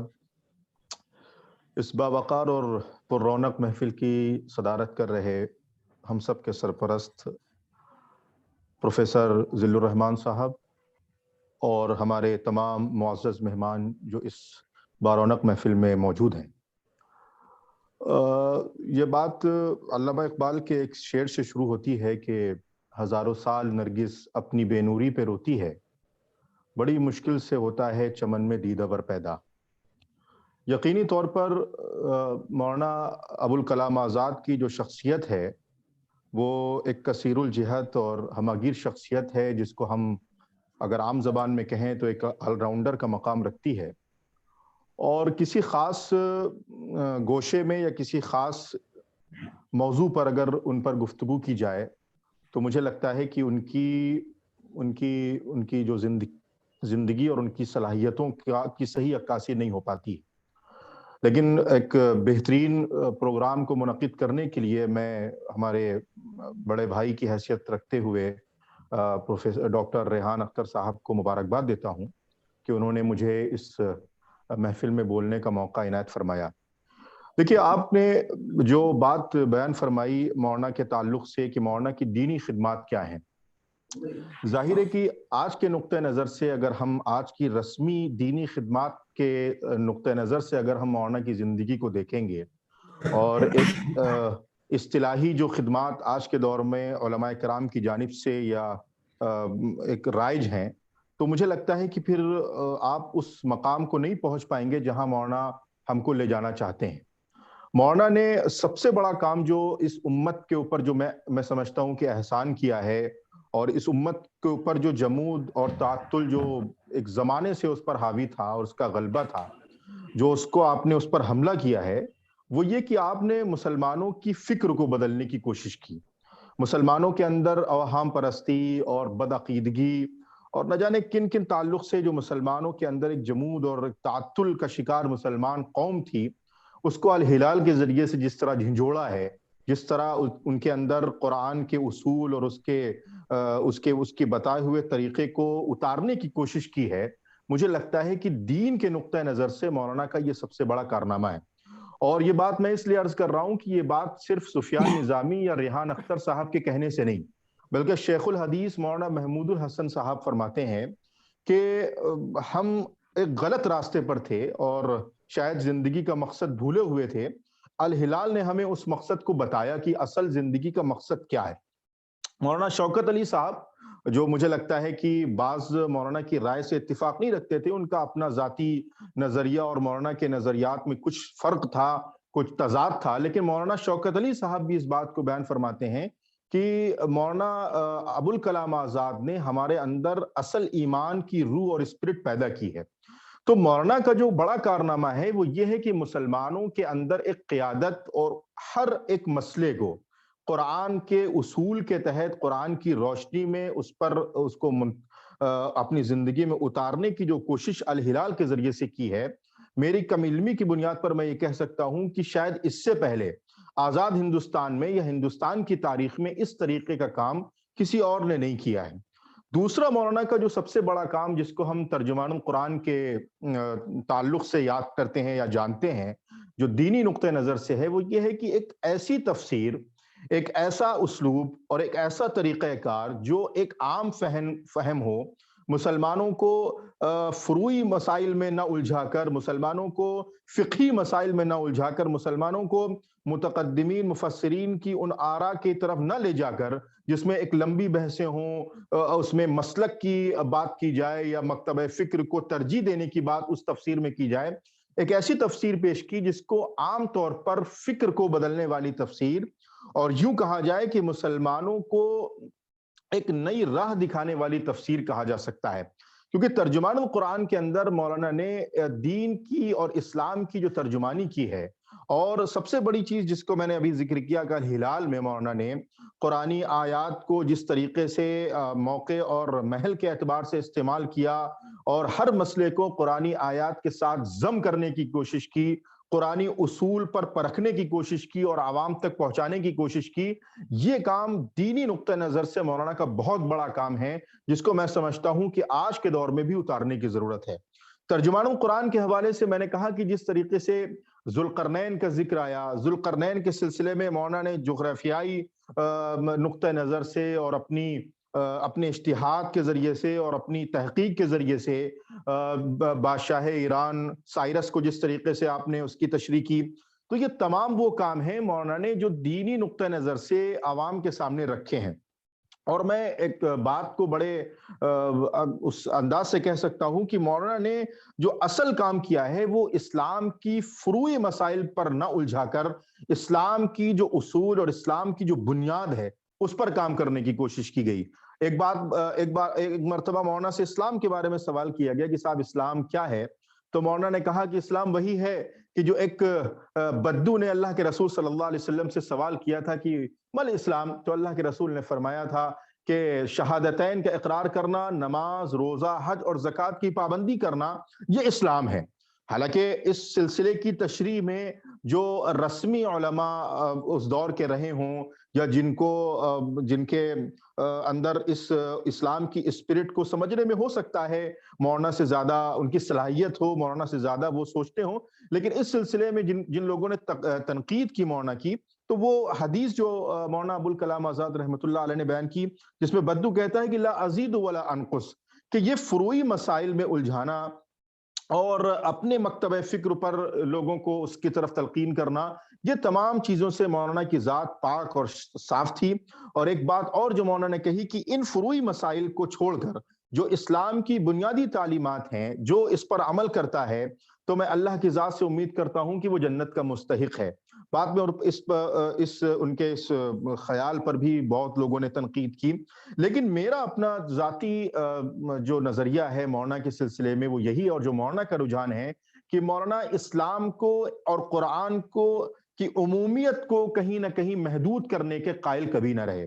خاص طور پہ وحدت ادیان کے سلسلے میں جو کام مولانا نے کیا، اور اس سے پہلے شاہ ولی اللہ محدث دہلوی رحمۃ اللہ علیہ نے کیا، اس کے بعد مولانا نے جو کام وحدت ادیان کے سلسلے میں کیا کہ مسلمانوں کو اس بات پر سوچنے پر مجبور کیا کہ اسلام ایک عالمی مذہب ہے اور اسلام کا جو دائرہ ہے وہ اور قرآن کا جو دائرہ ہے وہ کسی خاص قوم کے ساتھ یا کسی خاص شہر کے ساتھ یا کسی خاص قبیلے یا کسی خاص برادری کے ساتھ نہیں ہے، بلکہ اس کی معنویت عمومی ہے.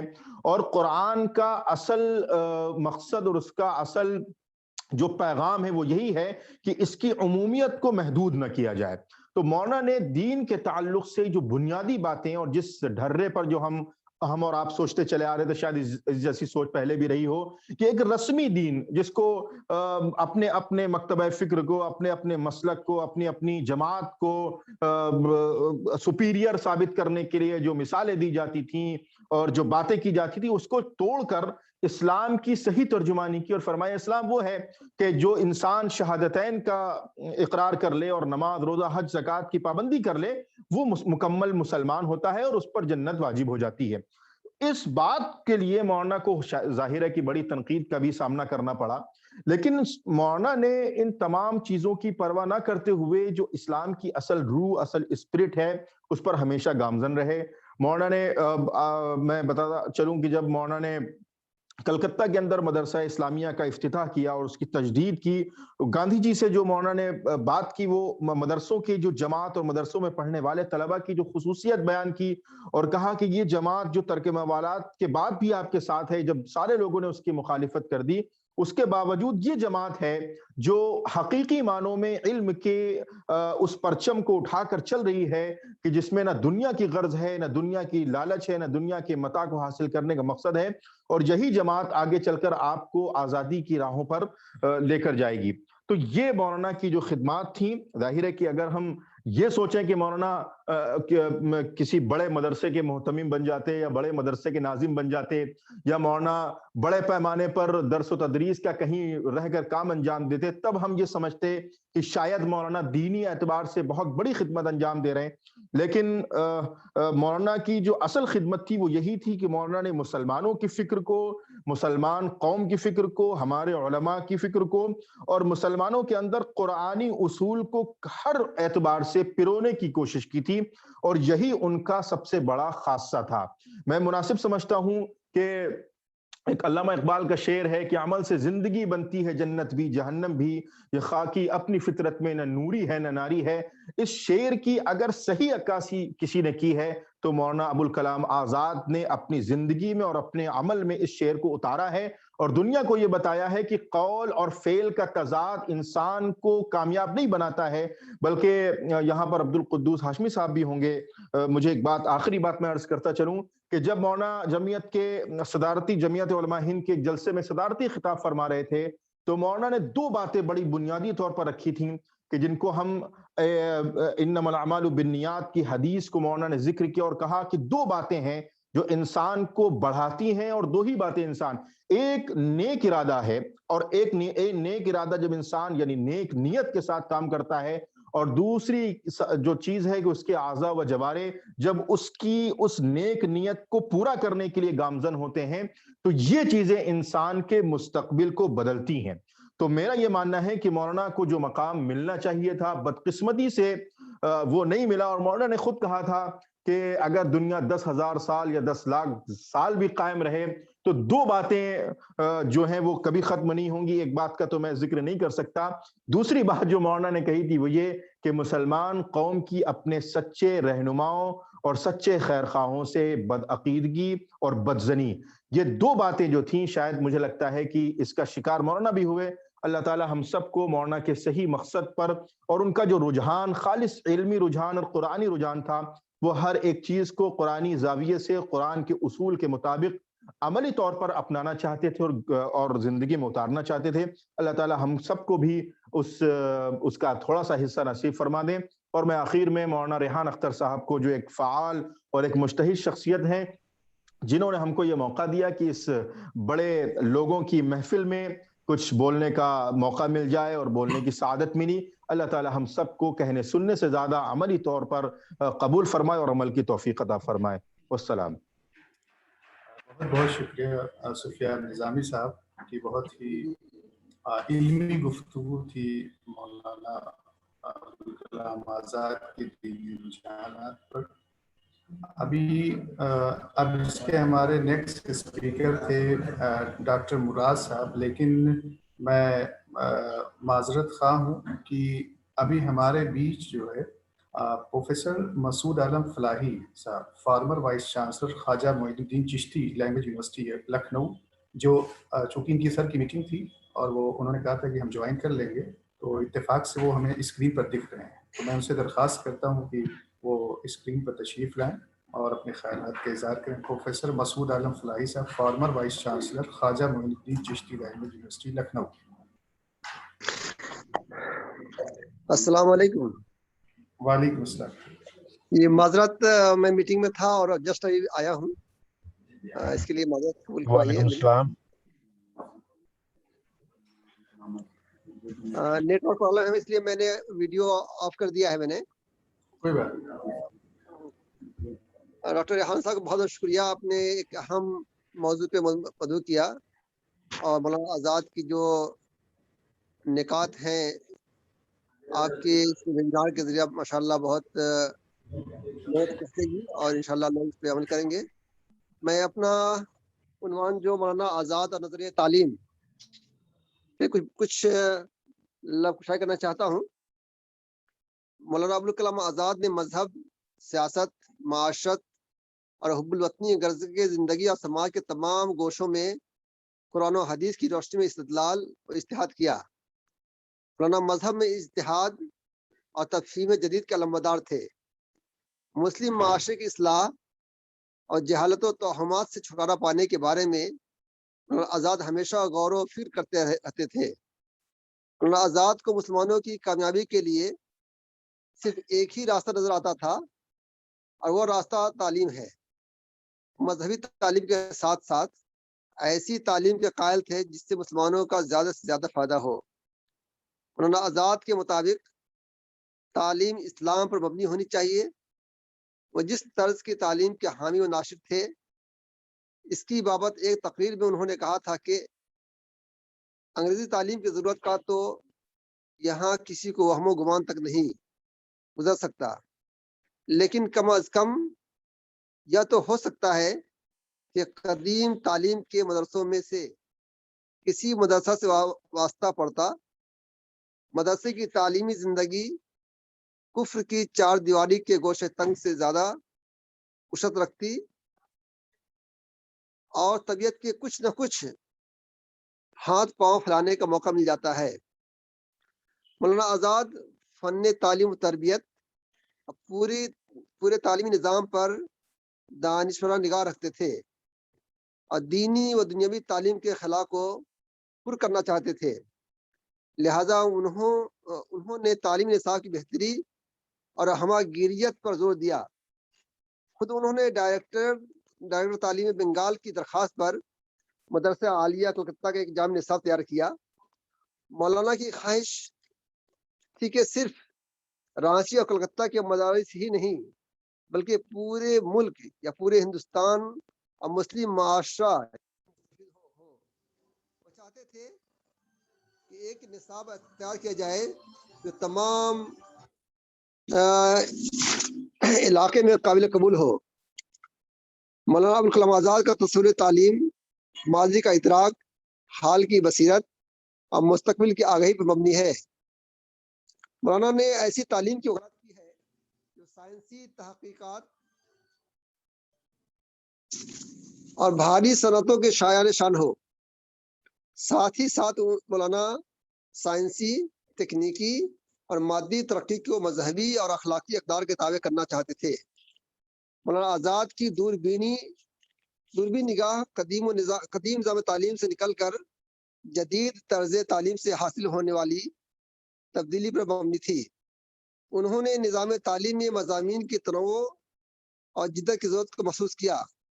انہوں نے قومی تعلیمی پروگرام میں مذہبی تعلیم کے تعلق سے 13 جنوری 1948 کو نئی دہلی میں ایک پروگرام کے خطبہ صدارت میں اپنی نظریہ تعلیم پر بہت تفصیل سے گفتگو کی ہے. مولانا کہتے ہیں کہ ایک چیز آپ بھول گئے ہیں, وہ چیز ہے تعلیم, اور وقت اور زندگی کی چال کے غیر متعلق کوئی تعلیم کامیاب نہیں ہو سکتی. تعلیم ایسی ہونی چاہیے کہ زمانہ کی جو چال ہے اس کے ساتھ جڑ سکے. اگر آپ مذہب اور عصر دونوں ٹکڑوں کو الگ رکھیں گے تو تعلیم کامیاب نہیں ہو سکتی. آج جو تعلیم آپ ان مدارس میں دے رہے ہیں, آپ وقت کی چال سے اسے کیسے جوڑ سکتے ہیں؟ نہیں جوڑ سکتے. نتیجہ یہ ہے کہ زمانہ میں اور آپ میں ایک اونچی دیوار کھڑی ہے. آپ کی تعلیم زمانے کی مانگوں سے کوئی رشتہ نہیں رکھتی اور زمانہ نے آپ کے خلاف آپ کو نکما سمجھ کر فیصلہ کر دیا ہے۔ مولانا ابوالکلام آزاد نے آج سے برسوں پہلے مدارس کے نظام تعلیم کی جن بنیادی نقائص کا ذکر کیا تھا، آج تک ان کے تدارک پر کوئی خاص ٹھوس قدم نہیں اٹھایا جا سکا۔ آج ہی بہت سے بلکہ بیشتر مدارس کی تعلیم اصلی زندگی سے دور ہے۔ مسلمان صرف جدیت کا حامل یا صرف مذاہب میں مستغرق رہا۔ ہاں، کچھ مدارس نے تطبیق کی ابتدا کی کوشش کی، یعنی مذہبی علوم کے ساتھ چند جدید علوم کی طرف بھی توجہ کی، جس کی روشن مثال ندوۃ العلماء لکھنؤ ہے۔ مولانا نے طریقہ تدریس پر بہت زور دیا، مشرق و مغرب کی مشترک آگہی اور فرد و سماج کے باہمی شے کو صحیح تعلیم سے تعبیر کیا ہے۔ تعلیم کا مقصد نہ تو مادیت کا حصول ہے اور نہ ہی روزی روٹی کمانے کا ذریعہ، بلکہ تعلیم کا مقصد انسان کی تعمیر نو اور ایک ایسی شخصیت کی نشو و نما ہے جس سے فرد اور سماج کے مابین ایک پرامن، صالح اور خوشگوار رشتے کی بنیاد رکھی جا سکے۔ مولانا آزاد کے تعلیمی نظریے کا اولین مقصد بھی یہی تھا۔ مولانا آزاد کے جو نظریات تھے، واقعاً ہم اگر اسے لاگو کریں اور اس پہ غور و خوض کریں تو ہمیں امید ہے کہ جو مسلم قوم یا مسلم امت بہت پیچھے جا چکی ہے اور جو مسلمانوں کے نظریات کو لے کر کے مغرب بہت آگے جا چکا ہے، امت پھر سے اپنے اسی مقام کو پالے۔ میں انہی باتوں پر اپنی بات ختم کرتا ہوں۔ وآخر دعوانا ان الحمد للہ رب العالمین۔ السلام علیکم۔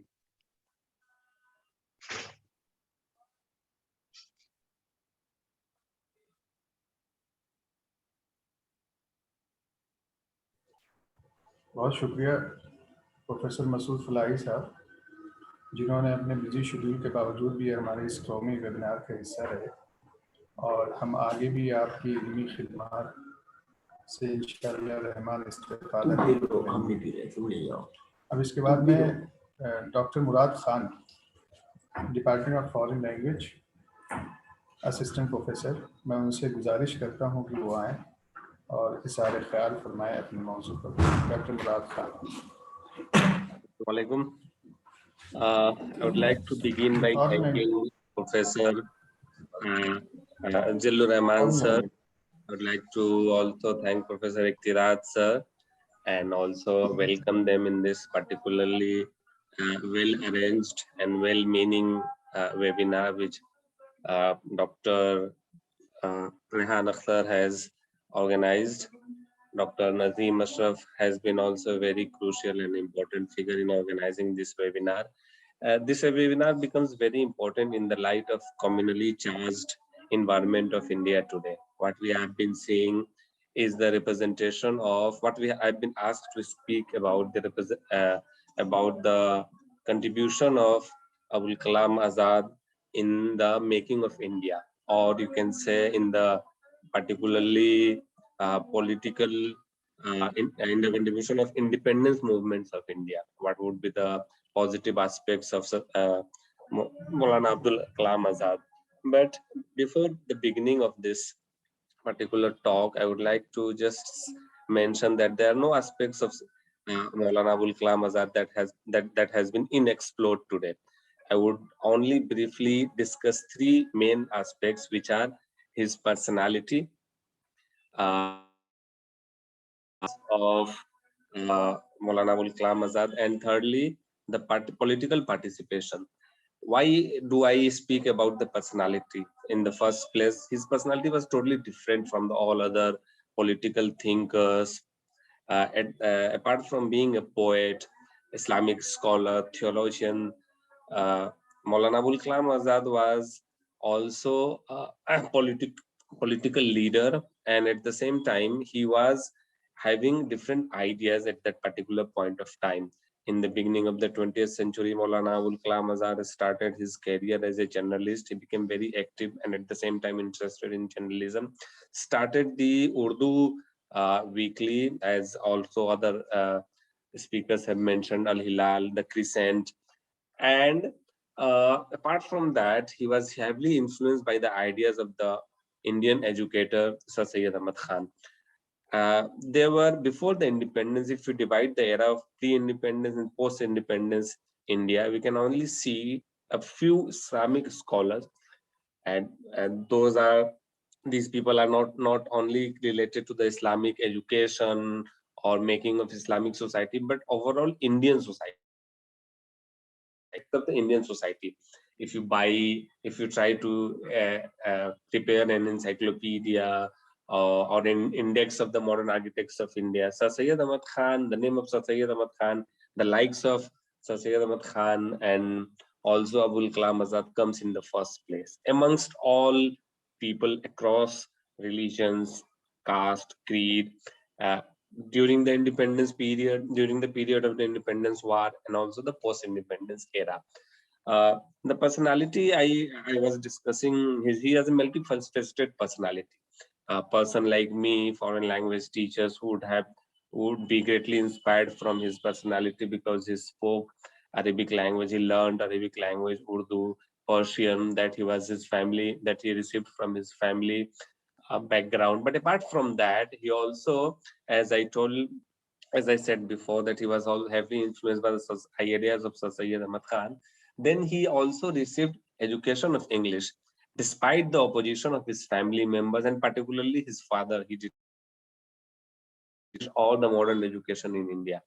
But apart, discreetly, he learned English languages, and at the same time, he showed his scientific temperament that related to the ideas of Jawaharlal Nehru, Mahatma Gandhi, and brought closer these people only because of the idea of scientific temperament.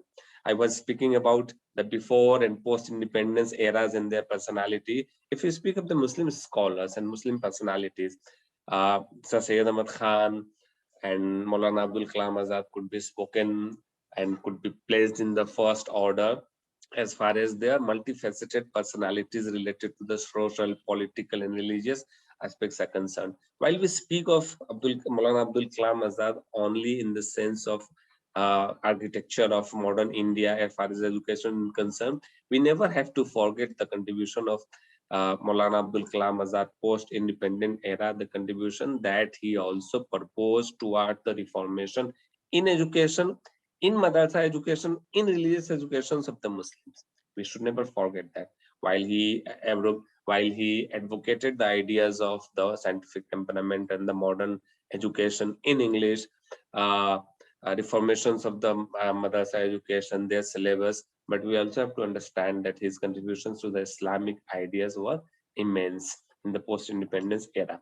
Secondly, I would like to discuss the ideas that Sir Syed Ahmad and that Abul Kalam Azad has had in his mind after the post-independence period. But at the same time, if you come back at least 3 decades ago, you'll also see that in the 20s, while Mahatma Gandhi, Jawaharlal Nehru, from 1920s to 1945, he has spent several times and several years of his precious life in jails. He had been jailed many times by the Britishers. And one of the ideas that I wanted to discuss was Maulana Abul Kalam Azad was one of the few persons in India who was against the ideas of the British influence, against the British pattern of thinking, British school of thinking that the Muslims has entirely subscribed to.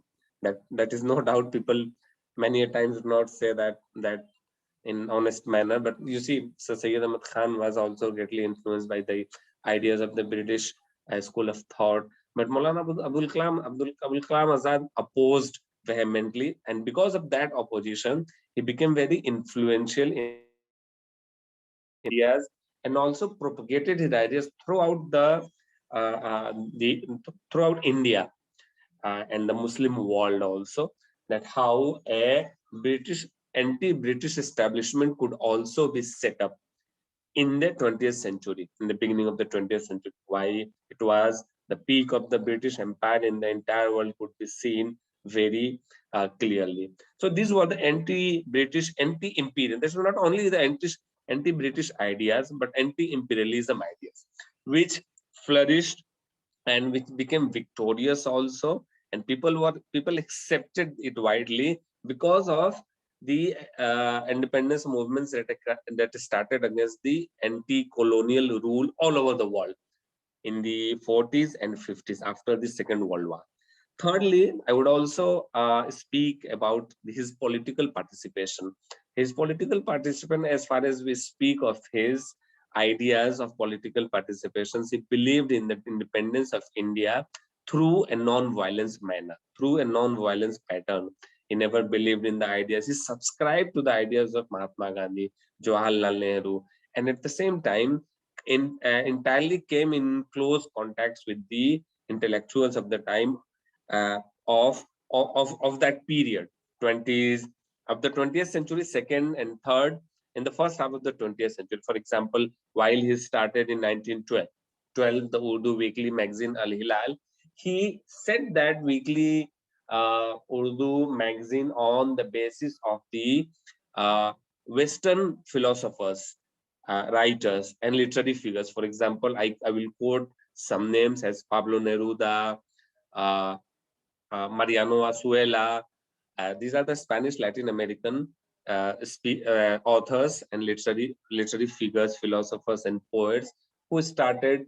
Rubén Darío, for example, the greatest figures of the modernism literary movement. So on the same pattern, he also started and invited other intellectuals to participate in the same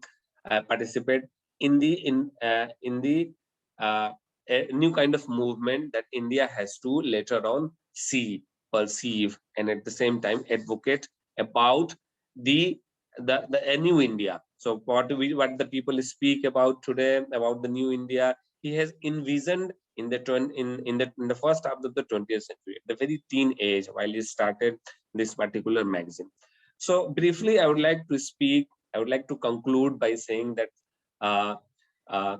Maulana Abul Kalam Azad has had a huge influence over the minds of the intellectuals of the post-independence era. The contribution that he gave and the ideas that he contributed in the education system, the reforms that he brought down in the education system of India could still be evidenced in the modern universities. While becoming the first education minister, he had a particular vision of at least 50 years down the lines that how the education system is going to become of India. Today, still we are following that particular pattern, school of thought.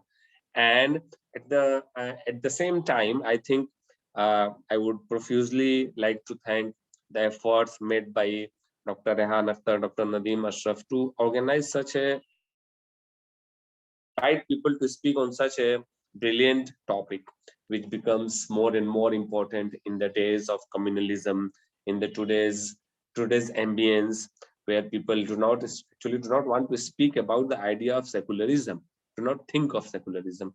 So I would like to conclude by saying that thank you so much, and please keep organizing such talks. Thank you. बहुत शुक्रिया doctor मुराद साहब. अब हमारे आखिरी जो speaker हैं और हमारे एग्जीक्यूटिव पैनल के मेंबर भी हैं, डॉक्टर नदीम अशरफ से मैं दरख्वास्त करता हूँ तो अपना इज़हार ख्याल फरमाएं.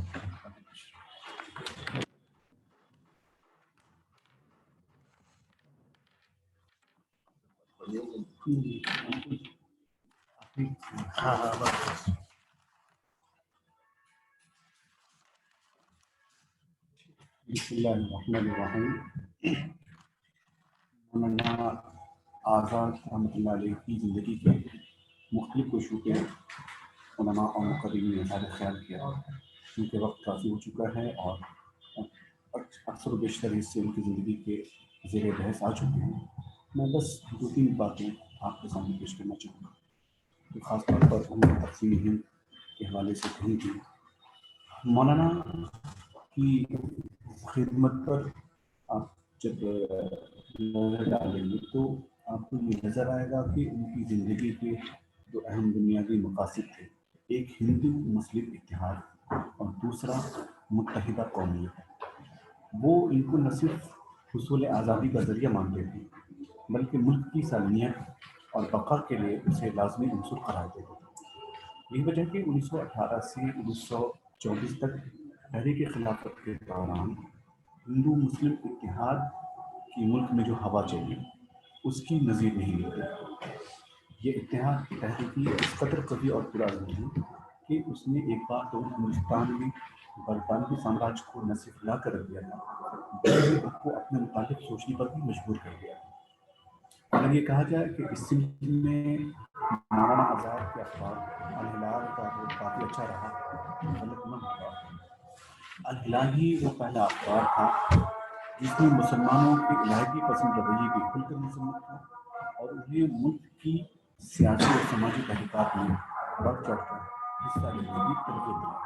حتیٰ کہ ملک کی تقسیم کے بعد پاکستان جانے والی ایک جماعت آخری ملاقات کی غرض سے آپ کے پاس آئی تو آپ نے ان کو مخاطب کر کے جو کچھ فرمایا اس میں اس کا عکس لگتا ہے۔ انہوں نے کہا کہ آپ مادر وطن کو چھوڑ کر جا رہے ہیں، آپ نے سوچا اس کا انجام کیا ہوگا؟ آپ اس طرح فرار ہوتے رہنے سے ہندوستان میں بسنے والے مسلمان کمزور ہو جائیں گے اور ایک وقت ایسا بھی آ سکتا ہے جب پاکستان کے علاقائی باشندے اپنی جداگانہ حیثیتوں کے ساتھ اٹھ کھڑے ہوں گے۔ بنگالی، پنجابی، سندھی، بلوچ اور پٹھان خود کو مستقل قوم قرار دینے لگیں گے۔ کیا اس وقت آپ کی پوزیشن میں بن بلائے مہمان کی طرح نازک نہیں رہ جائے گی؟ ہندو آپ کا مذہبی مخالف تو ہو سکتا ہے، قومی اور وطنی مخالف نہیں۔ آپ اس صورتحال سے نمٹ سکتے ہیں مگر پاکستان میں آپ کو کسی وقت بھی قومی اور وطنی مخالفتوں کا سامنا کرنا پڑ جائے گا جس کے آگے آپ بے بس ہو جائیں گے۔ ایک موقع پر انہوں نے انگلان کے ایک طویل مضمون میں یہ بات ثابت کرنے کی کوشش کی کہ اسلام اور نیشنلزم کے درمیان کوئی تضاد نہیں ہے بلکہ یہ دونوں ایک ہی سکے کے دو رخ ہیں۔ انڈین نیشنل کانگریس کے رام گڑھ اجلاس کی بات کرتے ہوئے آپ نے اس کی وضاحت اس انداز سے کی کہ وطنیت اور اسلام کے درمیان کسی قسم کا تضاد نہیں ہے۔ ایک مسلمان اسلام پر فخر کرنے کے ساتھ ہندوستانی ہونے پر بھی فخر کر سکتا ہے۔ مولانا آزاد نے ملک کی تحریک آزادی کے دوران 11 برس تک قید و بند کی مصیبت جھیلی، لیکن اس سے نہ تو آپ کے عزم و جلال میں کوئی کمی آئی اور نہ ہی آپ کے دل سے وطن کی محبت کا جذبہ کم ہوا، بلکہ اس کے برخلاف جب آپ جیل کے اندر رہے آزادی کی چنگاری آپ کے دلوں میں سلگتی رہی اور پھر اسی چنگاری میں شعلہ جوالا بن کر برطانوی سامراج کی تمام کوششوں کو خاک سپر کر دیا۔ ملک کی آزادی کے بعد ہندوستان میں آپ وزارت تعلیم کے عہدے پر فائز ہوئے اور اپنی زندگی کے آخری لمحے تک پوری سنجیدگی، سادگی اور غیر جانبدارانہ طریقے سے اپنے فریضے کی ادائیگی کے لیے کمر بستہ رہے۔ اس دوران آپ نے تعلیمی حیثیت سے ملک کی قابل قدر خدمات انجام دے کر ملک میں اپنی منفرد شناخت بنائی اور یہ کہا جائے جیسا کہ اس ویبینار کا جو مرکزی عنوان ہے کہ جدید ہندوستان کے معمار مولانا کلام آزاد واقعتاً سچ ہے۔ تعلیمی میدان میں جو ان کے کارنامے ہیں وہ آگے زر سے لے کے جانے کے قابل ہیں۔ میں انہی باتوں پر اپنی گفتگو ختم کرتا ہوں اور منتظمین کا شکریہ ادا کرتا ہوں۔ السلام علیکم ورحمۃ اللہ وبرکاتہ۔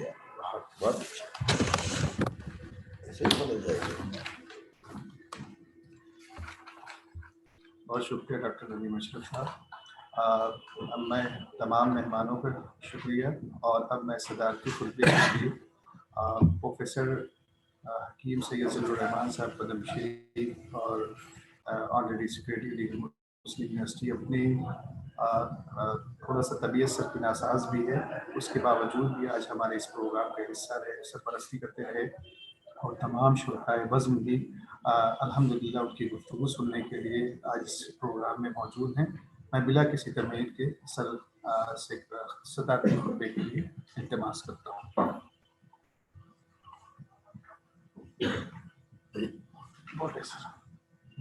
عزیزان گرامی، میں ریحان اختر قاسمی صاحب، عاطف صاحب اور آفتاب عالم کو مبارکباد دیتا ہوں کہ وہ ویبینار اور اس قسم کے پروگرام آئے دن منعقد کرتے رہتے ہیں۔ ابھی کچھ عرصے پہلے بھی انہوں نے ایک بڑا پروگرام ویبینار کی شکل میں منعقد کیا تھا۔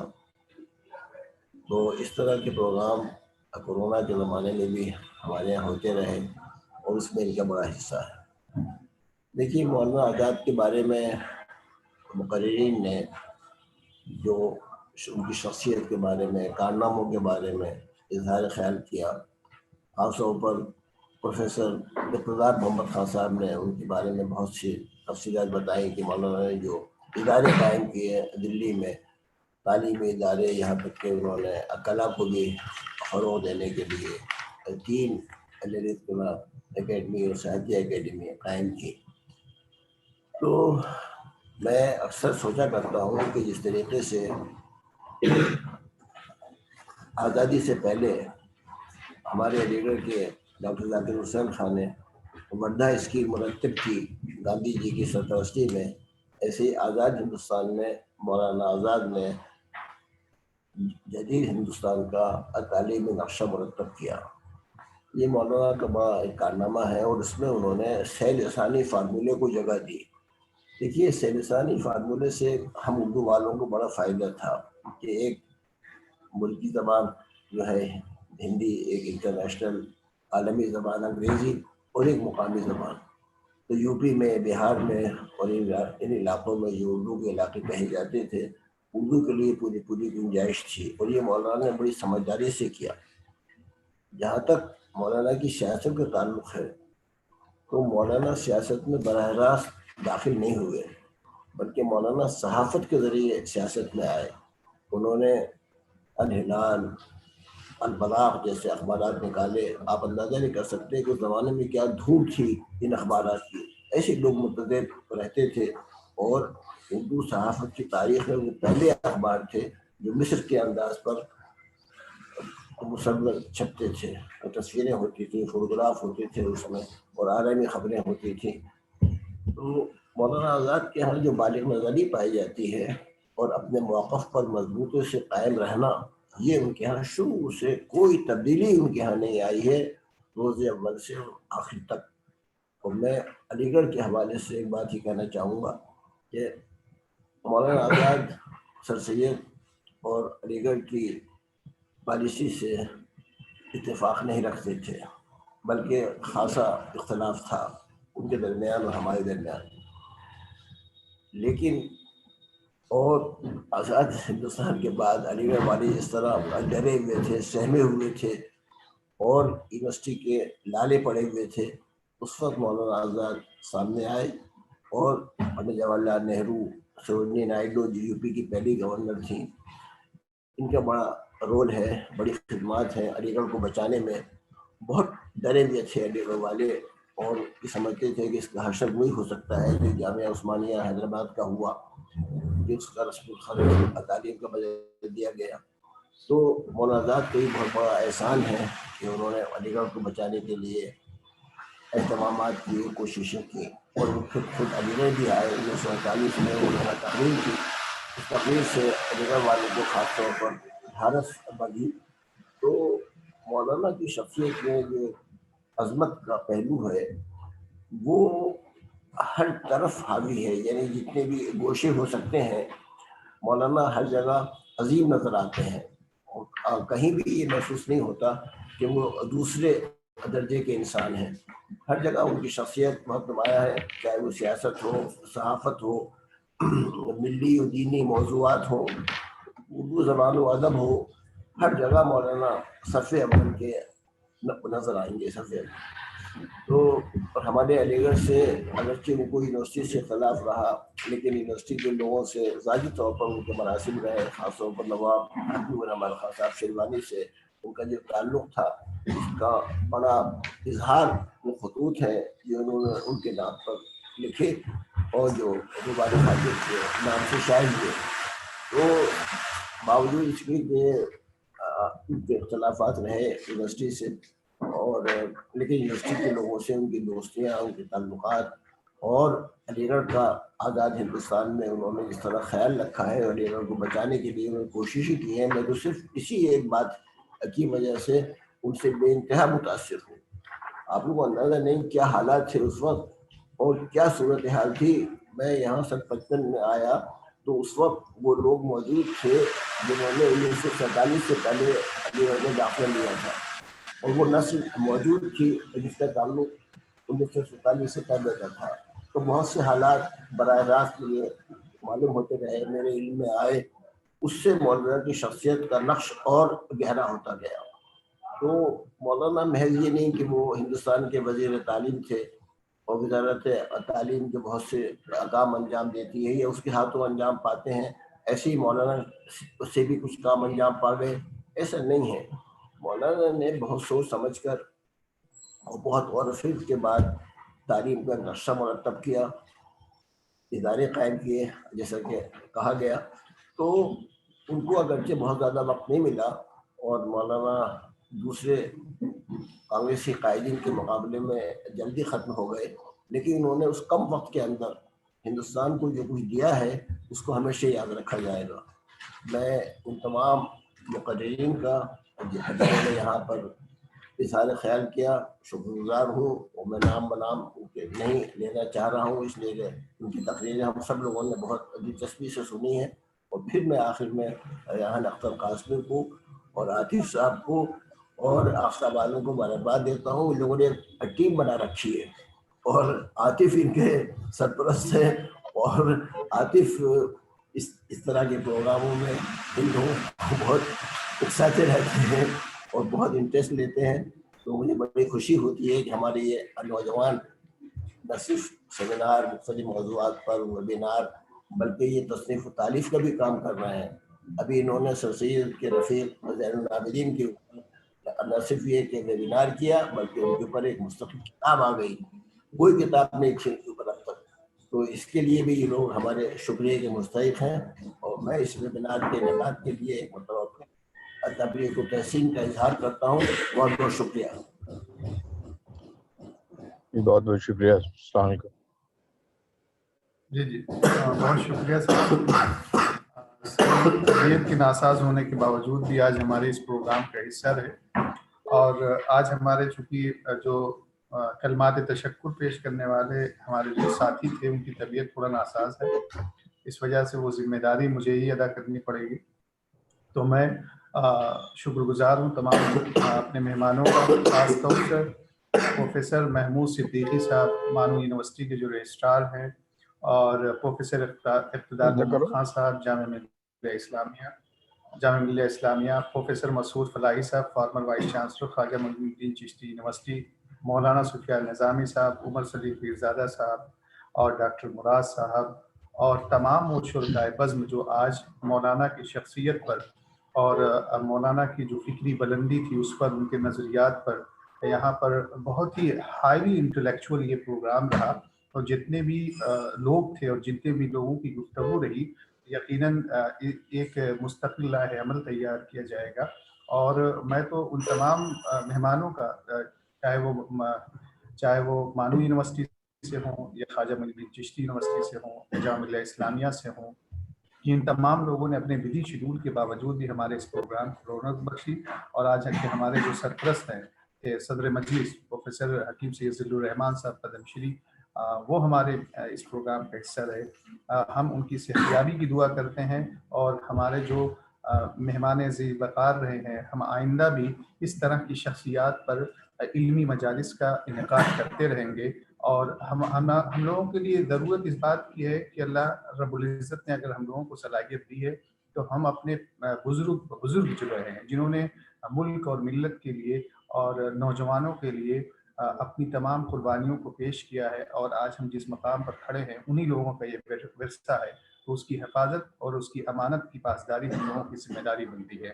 تو ایک بار پھر میں تمام مہمانوں کا شکریہ ادا کرنے کے ساتھ آج اس قومی ویبینار کے اختتام کا اعلان کرتا ہوں. بہت بہت شکریہ. السلام علیکم. السلام علیکم. السلام علیکم ورحمۃ اللہ وبرکاتہ.